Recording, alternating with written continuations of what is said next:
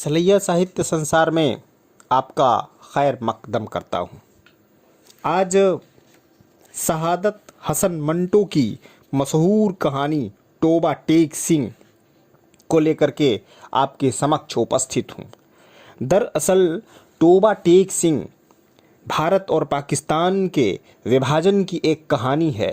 एक ऐसे पात्र की कहानी है जिसका नाम बिशन सिंह था और हिंदुस्तान और पाकिस्तान के बंटवारे में यह व्यक्ति किस प्रकार से दोनों हिस्सों के बीच में अपने जीवन को गुजारता है, इसके वतन प्रेम को इसमें रेखांकित किया गया है। अत्यंत मार्मिक कहानी है और शायद ऐसा है कि इस कहानी के माध्यम से ज़मीन के टुकड़े से अद्भुत प्रेम करने वाले एक विक्षिप्त व्यक्ति की ऐसी करुण कथा है जिसको पढ़ने के बाद रूह का भी रोमांच हो जाता है। तो आपके समक्ष एक मशहूर कालजयी कहानी तोबा टेक सिंह।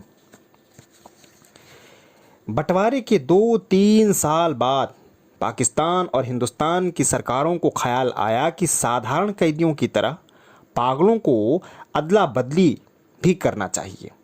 अर्थात जो मुसलमान पागल हिंदुस्तान के पागल खानों में हैं उन्हें पाकिस्तान पहुंचा दिया जाए और जो हिंदू और सिख पाकिस्तान के पागल खानों में हैं उन्हें हिंदुस्तान के हवाले कर दिया जाए। मालूम नहीं यह बात उचित थी या अनुचित, जो हो समझदारों के फैसले के अनुसार ऊंचे स्तर पर कॉन्फ्रेंसें हुई और अंत में एक दिन पागलों की अदला बदली के लिए मुकर्रर हो गया। अच्छी तरह छानबीन की गई। वे मुसलमान पागल जिनके संरक्षक हिंदुस्तान में थे वहीं रहने दिए गए और जो शेष थे उनको सीमा की ओर रवाना कर दिया गया। यहाँ पाकिस्तान से क्योंकि करीब करीब सब हिंदू सिख जा चुके थे, इसलिए किसी को रखने रखाने का सवाल पैदा न हुआ। जितने हिंदू सिख पागल थे सब के सब पुलिस के संरक्षण में सीमा पर पहुंचा दिए गए। उधर की खबर नहीं, लेकिन इधर लाहौर के पागल खाने में इस तबादले की खबर पहुंची तो बड़ी मज़ेदार बातें होने लगी। एक मुसलमान पागल से जो 12 साल तक प्रतिदिन नियम पूर्वक ज़मींदार पढ़ता रहा था, जब उसके एक दोस्त ने पूछा, मौलवी साहब यह पाकिस्तान क्या होता है, तो उसने बड़े चिंतन के बाद जवाब दिया, हिंदुस्तान में एक ऐसी जगह है जहां उस्तरे बनते हैं। यह जवाब सुनकर उसका दोस्त चुप हो गया। इस तरह एक सिख पागल ने दूसरे सिख पागल से पूछा, सरदार जी हमें हिंदुस्तान क्यों भेजा जा रहा है, हमें तो वहाँ की बोली नहीं आती। दूसरा मुस्कराया, मुझे तो हिंदुस्तान की बोली आती है। हिंदुस्तानी बड़े शैतानी आकड़ आकड़ फिरते हैं। एक दिन नहाते नहाते एक मुसलमान पागल ने पाकिस्तान जिंदाबाद का नारा इतने जोर से लगाया कि फर्श पर फिसलकर गिर पड़ा और बेहोश हो गया। कुछ पागल ऐसे भी थे जो पागल नहीं थे। उनमें ऐसी खूनियों की संख्या अधिक थी जिनके संबंधियों ने अफसरों को रिश्वत दे दिलाकर उन्हें पागल खाने भिजवा दिया था ताकि वे फांसी के फंदे से बच जाएं। वे कुछ कुछ समझते थे कि हिंदुस्तान का बंटवारा क्यों हुआ है और यह पाकिस्तान क्या है, लेकिन सभी घटनाओं का उन्हें भी कुछ पता न था। अखबारों से कुछ पता नहीं चलता था और पहरेदार सिपाही अनपढ़ उजड्ड थे। उनके बातचीत से भी वे कोई अर्थ नहीं निकाल सकते थे। उनको केवल इतना पता था कि एक आदमी मोहम्मद अली जिन्ना है जिसको कायदे आज़म कहते हैं। उसने मुसलमानों के लिए एक अलग देश बनाया है जिसका नाम पाकिस्तान है। यह कहाँ है और इसकी उपयोगिता क्या है, इसके संबंध में वे कुछ नहीं जानते थे। यही कारण था कि पागल खाने में वे सब पागल जिनका दिमाग पूरी तरह से खराब नहीं था इस असमंजस में थे कि वे पाकिस्तान में थे या हिंदुस्तान में। अगर हिंदुस्तान में हैं तो पाकिस्तान कहाँ है, और अगर वे पाकिस्तान में हैं तो यह कैसे हो सकता है कि वे कुछ समय पहले यहीं रहते हुए भी हिंदुस्तान में थे। एक पागल तो पाकिस्तान और हिंदुस्तान तथा हिंदुस्तान और पाकिस्तान के चक्कर में ऐसे पड़ा कि ज़्यादा पागल हो गया। झाड़ू देते देते एक दिन पेड़ पर चढ़ गया और एक टहनी पर बैठकर 2 घंटे लगातार भाषण देता रहा, जो पाकिस्तान और हिंदुस्तान के नाजुक मसले पर था। सिपाहियों ने उसे नीचे उतरने के लिए कहा तो वह और ऊपर चढ़ गया। डराया धमकाया गया तो उसने कहा, मैं न हिंदुस्तान में रहना चाहता हूं और न पाकिस्तान में, मैं इस पेड़ पर ही रहूंगा। बड़ी मुश्किलों के बाद जब उसका दौरा ठंडा पड़ा तो वह नीचे उतरा और अपने हिंदू सिख मित्रों से गले मिल मिल कर रोने लगा, इस विचार से कि उसका दिल भर आता था कि वे उसे छोड़कर हिंदुस्तान चले जाएंगे। एक एमएससी पास रेडियो इंजीनियर में जो मुसलमान था और दूसरे पागलों से बिल्कुल अलग थलग बाग की एक खास रविश पर दिन भर चुपचाप टहलता रहता था। यह तब्दीली आई कि उसने अपने तमाम कपड़े उतार कर दफादार के हवाले कर दिए और नंगे धड़ंग सारे बाग में घूमना शुरू कर दिया। चिन्योट के एक मुसलमान पागल ने, जो मुस्लिम लीग का सक्रिय कार्यकर्ता रह चुका था और जो दिन में 15-16 बार नहाया करता था, एकाएक यह आदत छोड़ दी। उसका नाम मोहम्मद अली था। इसलिए एक दिन उसने अपने जंगले में घोषणा कर दी कि वह कायदे आजम मोहम्मद अली जिन्ना है। उसकी देखा देखी एक सिख पागल मास्टर तारा सिंह बन गया था। संभव था कि उसे जंगले में खून खराबा हो जाता, लेकिन उन्हें खतरनाक पागल करार देकर अलग अलग स्थानों में बंद कर दिया गया। लाहौर का एक नौजवान हिंदू वकील था जो प्रेम में असफल होकर पागल हो गया था। जब उसने सुना कि अमृतसर हिंदुस्तान में चला गया है तो उसे बहुत दुख हुआ। उसी शहर की एक हिंदू लड़की से उसको प्रेम हो गया था। यद्यपि उसने उस वकील को ठुकरा दिया था, लेकिन पागलपन की हालत में भी वह उसे नहीं भुला सका था। इसलिए वह उन सब हिंदू और मुस्लिम लीडरों को गालियां देता था जिन्होंने मिल मिलाकर हिंदुस्तान के 2 टुकड़े कर दिए थे। प्रेमिका हिंदुस्तानी बन गई थी और वह पाकिस्तानी। जब अदला बदली की बात शुरू हुई तो वकील को पागलों ने समझाया कि वह दुखी न हो, उसको हिंदुस्तान भेज दिया जाएगा, उस हिंदुस्तान में जहां उसकी प्रेमिका रहती है। लेकिन वह लाहौर छोड़ना नहीं चाहता था, इसलिए कि उसका ख्याल था कि अमृतसर में उसकी प्रैक्टिस नहीं चलेगी। यूरोपियन वार्ड में 2 एंग्लो इंडियन पागल थे। उनको जब मालूम हुआ कि हिंदुस्तान को आज़ाद करके अंग्रेज चले गए हैं तो उनको बड़ा दुख हुआ। वे छिप छिप कर घंटों आपस में इस गंभीर समस्या पर बातचीत करते रहते कि पागल खाने में अब उनकी हैसियत किस तरह की होगी। यूरोपियन वार्ड हमेशा या उड़ा दिया जाएगा, ब्रेकफास्ट मिला करेगा या नहीं, क्या उन्हें डबल रोटी के बजाय ब्लडी इंडियन चपाती तो जहर मार नहीं करनी पड़ेगी। एक सिख था जिसको पागल खाने में दाखिल हुए 15 साल हो चुके थे। हर समय उसके मुंह से ये विचित्र शब्द सुनने में आते थे, ओ पर्दी गिड़गिड़, एंग्स दी बेध्याना दी, मूंग दी दाल आवदी लालटेन। अब दिन को सोता था न रात को। पहरेदारों का कहना था कि 15 वर्ष के इस लंबे समय में वह एक क्षण के लिए भी न सोया था, लेटता भी नहीं था। हाँ, कभी कभी दीवार के साथ टेक लगा लेता था। हर समय खड़े रहने में उसके पांव सूज गए थे, पिंडलियां भी फूल गई थीं, लेकिन उस शारीरिक कष्ट के बावजूद वह लेट कर आराम नहीं करता था। हिंदुस्तान और पाकिस्तान और पागलों की अदला बदली के बारे में जब कभी पागल खाने में बातचीत होती तो वह बड़े ध्यान से सुनता। कोई उससे पूछता कि उसका क्या ख्याल है तो वह बड़ी गंभीरता से, बहुत गंभीरता से जवाब देता, ओ पर्दी गिड़गिड़ दी एंग्स दी बेध्याना दी, मूंग दी दाल आवदी पाकिस्तान गवर्नमेंट। लेकिन बाद में आवदी पाकिस्तान गवर्नमेंट की जगह आवदी टोबा टेक सिंह ने ले ली और उसने दूसरे पागलों से पूछना शुरू किया कि टोबा टेक सिंह कहाँ है, जहां वह रहने वाला है। लेकिन किसी को मालूम नहीं था कि वह पाकिस्तान में है या हिंदुस्तान में। जो बताने की कोशिश करते थे खुद इस चक्कर में फंस जाते थे कि सियालकोट पहले हिंदुस्तान में होता था, पर अब सुना है कि पाकिस्तान में है। क्या पता है कि लाहौर जो अब पाकिस्तान में है कल हिंदुस्तान में चला जाए या सारा हिंदुस्तान ही पाकिस्तान बन जाए। और यह भी कौन छाती पर हाथ रखकर कह सकता था कि हिंदुस्तान और पाकिस्तान दोनों किसी दिन सिरे से ही गायब न हो जाएंगे। इस सिख पागल के केस झड़ते रहने पर अब बहुत थोड़े से रह गए थे। क्योंकि वह बहुत कम नहाता था, इसलिए दाढ़ी और सिर के बाल आपस में जम गए थे, जिसके कारण उसकी शक्ल बड़ी भयानक हो गई थी। लेकिन आदमी था बड़ा अहानिकारक। 15 वर्षों में उसने किसी से झगड़ा फिसाद नहीं किया था। पागल खाने में जो पुराने नौकर थे वे उसके बारे में इतना जानते थे कि टोबा टेक सिंह में उसकी काफ़ी ज़मीनें थीं।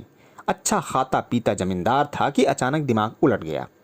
उसके संबंधी लोहे की मोटी मोटी जंजीरों में उसे बांध कर लाए और पागल खाने में दाखिल कराकर चले गए। महीने में एक बार मुलाकात को वे लोग आते थे और उसकी राजी खुशी मालूम करके चले जाते थे। एक समय तक यह सिलसिला चलता रहा, लेकिन जब पाकिस्तान हिंदुस्तान की गड़बड़ शुरू हो गई तो उनका आना बंद हो गया।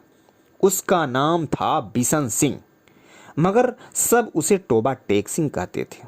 उसे यह सब बिल्कुल मालूम न था कि दिन कौन सा है, महीना कौन सा है या कितने साल बीत चुके हैं। लेकिन हर महीने जब उसके संबंधी उससे मिलने आते थे तो अपने आप पता चल जाता था। अतएव वह दफादार से कहता कि उसके मुलाकाती आ रहे हैं। उस दिन वह अच्छी तरह नहाता, बदन पर खूब साबुन घिसता और सिर में तेल लगाकर कंघा करता। अपने कपड़े जो वह कभी इस्तेमाल नहीं करता था निकलवा कर पहनता और यूं सज संवर कर मिलने वालों के पास जाता। वे उससे कुछ पूछते तो वह चुप रहता। कभी कभी ओ पर्दी गिड़गिड़दी, एंग्स दी बेध्याना, मूंग दी दाल आव दी लालटेन कह देता। उसकी एक लड़की थी जो हर महीने एक अंगुल बढ़ती बढ़ती 15 वर्ष में जवान हो गई थी।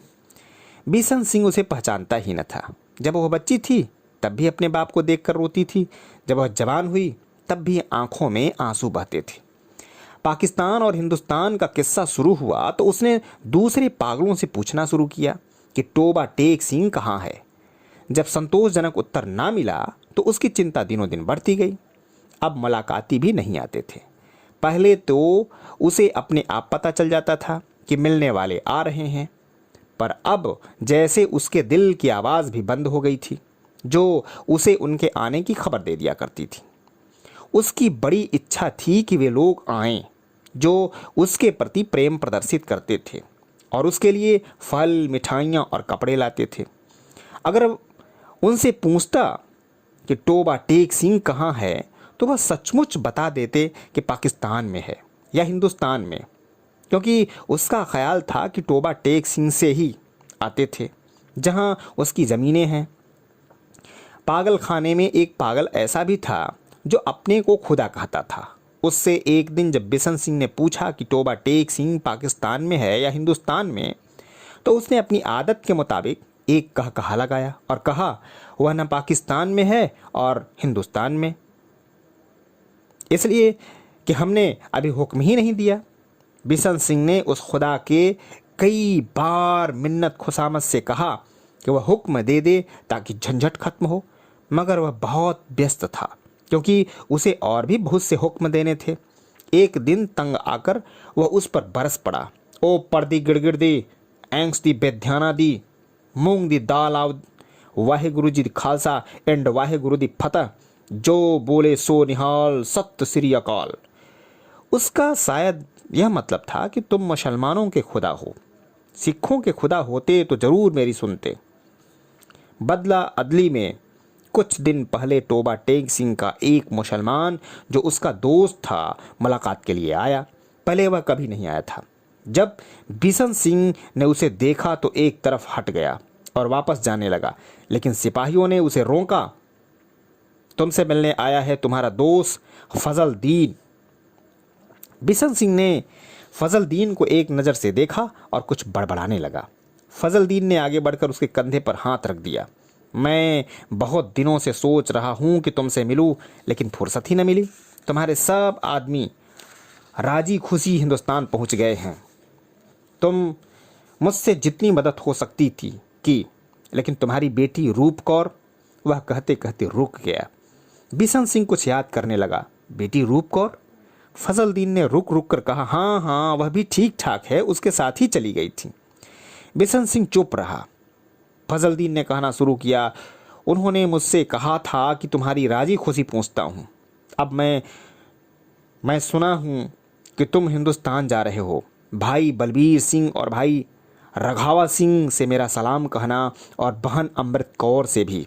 भाई बलबीर सिंह से कहना फजलदीन राजी खुशी है। 2 भूरी भैंसें जो वे छोड़ गए थे उनमें से एक ने कट्टा दिया है, दूसरी के कट्टी हुई थी, पर वह 14 दिन होकर के मर गई। और मेरे लायक जो खिदमत हो कहना, मैं हर वक्त तैयार हूँ। और ये तुम्हारे लिए थोड़े से मरुंडे लाया हूँ। बिशन सिंह ने मरुंडों की पोटली लेकर पास खड़े सिपाही के हवाले कर दी और फजलदीन से पूछा, टोबा टेक सिंह कहाँ है? फजलदीन ने आश्चर्य से कहा, कहाँ है? वही है जहाँ था। बिशन सिंह ने पूछा, पाकिस्तान में या हिंदुस्तान में? हिंदुस्तान में नहीं, पाकिस्तान में। फजलदीन बौखला सा गया। बिशन सिंह बड़बड़ाता हुआ चला आया। ओ पर्दी गिड़गिड़ दी एंग्स दी बेध्याना मूंग दी दाल आवदी पाकिस्तान एंड हिंदुस्तान आवदी दुर फिटे मोह। अदला बदली की तैयारियां पूरी तरह हो चुकी थीं। इधर से उधर और उधर से इधर आने वाले पागलों की सूची पहुंच गई थी और अदला बदली की तारीख निश्चित हो चुकी थी। कड़ाके का जाड़ा पड़ रहा था जब लाहौर के पागलखाने से हिंदू सिख पागलों से भरी लारियां पुलिस के संरक्षक दस्ते के साथ रवाना हुई। उनसे संबंधित अफसर भी उसके साथ थे। बाघा की सीमा पर दोनों ओर के सुपरिटेंडेंट एक दूसरे से मिले और प्रारंभिक कार्रवाई खत्म होने के बाद अदला बदली शुरू हो गई, जो रात भर चलती रही। पागलों को लारियों से निकालना और उनको दूसरे अफसरों के हवाले करना बड़ा कठिन काम था। कुछ तो बाहर निकलते ही नहीं थे। जो निकलने को तैयार होते उनको संभालना मुश्किल होता, क्योंकि वे इधर उधर भाग उठते थे। जो नंगे थे उनको कपड़े पहनाए जाते तो वे फाड़ कर अपने तन से अलग कर देते। कोई गालियाँ बक रहा था, कोई गा रहा था, आपस में लड़ झगड़ रहे थे और रो रहे थे, बिलख रहे थे। कान पड़ी आवाज़ सुनाई नहीं देती थी। पागल स्त्रियों का शोरगुल अलग था और सर्दी इतने कड़ाके की थी कि दांत बज रहे थे। अधिकतर पागल इस अदला बदली के पक्ष में नहीं थे, क्योंकि उनकी समझ में नहीं आता था कि उन्हें अपनी जगह से उखाड़कर कहाँ फेंका जा रहा है। थोड़े से वे जो कुछ सोच समझ सकते थे पाकिस्तान जिंदाबाद और पाकिस्तान मुर्दाबाद के नारे लगा रहे थे। 2-3 बार झगड़ा होते होते बचा, क्योंकि कुछ एक मुसलमानों और सिखों को ये नारे सुनकर तैस आ गया था।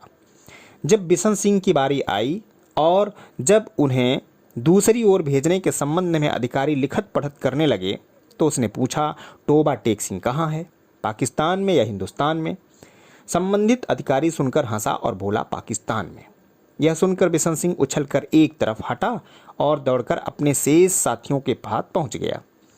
पाकिस्तानी सिपाहियों ने उसे पकड़ लिया और दूसरी तरफ ले जाने लगे, लेकिन उसने चलने से इनकार कर दिया। टोबा टेक सिंह यहाँ है और वह जोर जोर से चिल्लाने लगा, ओ पर्दी गिड़गिड़ दी एंग्स दी बैध्याना मूंग दी दाल आवदी लालटेन टोबा टेक सिंह एंड पाकिस्तान।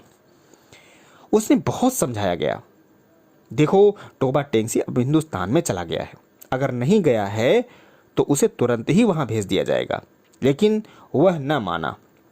जब उसे जबरदस्ती दूसरी ओर ले जाने की कोशिश की गई तो वह बीच में एक स्थान पर इस प्रकार अपनी सूजी हुई टांगों पर खड़ा हो गया जैसे अब कोई ताकत उसे वहां से नहीं हिला सकेगी। आदमी चूंकि अहानिकारक था, इसलिए उसके साथ जबरदस्ती नहीं की गई। उसको वहीं खड़ा रहने दिया गया और अदला बदली का शेष काम होता रहा। सूरज निकलने से पहले उस स्थान पर शांत स्थिर खड़े बिशन सिंह के मुंह से एक भयानक चीख निकली। इधर उधर से कई अफसर दौड़े आए और देखा कि वह आदमी जो 15 वर्ष तक दिन रात अपनी टांगों पर खड़ा रहा था, औंधे मुंह पड़ा।